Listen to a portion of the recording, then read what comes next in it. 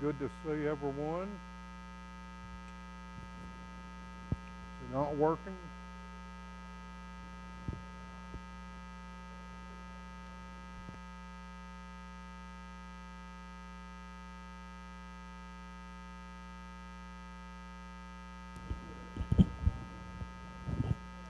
Is that better? Good. Good to see everyone. Please turn in your Bibles to the book of Isaiah, chapter 40. Remember, in the Old Testament, God had a physical, political kingdom. They actually had kings. Who were the first three? Right. Saul, David, Solomon. Under Solomon, the country reached the broadest extent of its boundary and were very, very prosperous. They were one of the major countries in the ancient world. But then they left God.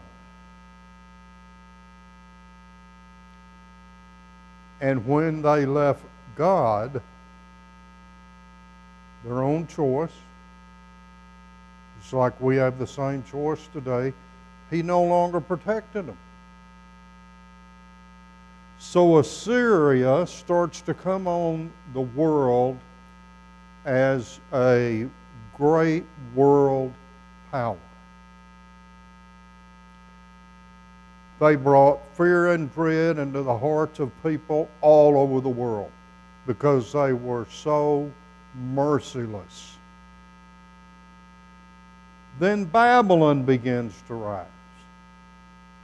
And Palestine is kind of tossed back and forth between these two world powers these world powers do not believe in God. They are heathen. They are pagan. They are ruthless. Kind of like the stuff we're seeing over in the Middle East right now. They were like that. And so God's people became very frustrated because they're just tossed back and forth and God's not protecting them anymore. But they think they still know God. That's the sad part. They think they still know God. And He's already left them.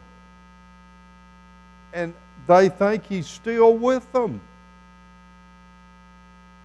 They don't even know God. They're worshiping idols. They have left His commandments. Everybody's just doing what they want to do. There's no standards. And so they are in such a horrible condition when we get to this book. Now, what's going to happen when you get to Jeremiah and Ezekiel, the next two major prophets? It's not going to get any better. In fact, they're going to get worse. And Ezekiel sees a vision. You see, here they are, God's given them this beautiful city, Jerusalem. They're in this beautiful city. They have this beautiful temple. A wall completely surrounds them. Trump wasn't even there then, but even they knew a wall worked. In fact, that was their major defense. The Babylonians come in, completely destroy the temple. Tear down the wall. It's in shambles. Carries thousands of people away to Babylon. Now, what would you think the mental state of these people would be in those circumstances?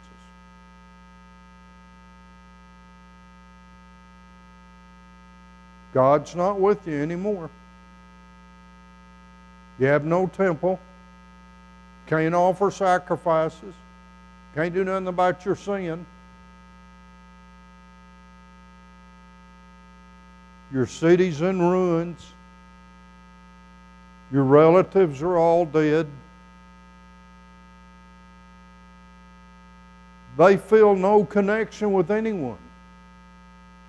And the Babylons were merciless to them. They mocked them.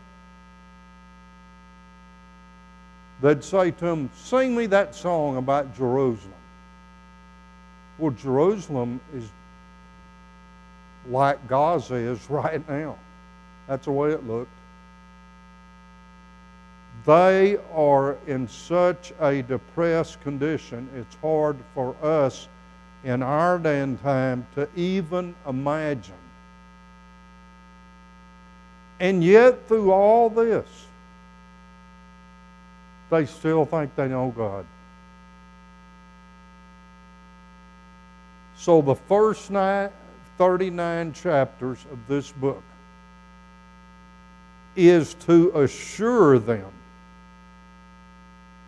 you do not know God. He is not with you. You have left your God. You have nothing. And you are going to be punished in ways you cannot even imagine. Torture is not something that Hamas invented. That's been here since ancient times. The Babylonians tortured people. Now here they are right in the middle of Babylon with nothing. 39 chapters are devoted to get them to understand, no, you do not know God. God is not with you. God has left you. And you are going to be punished in ways you cannot even imagine.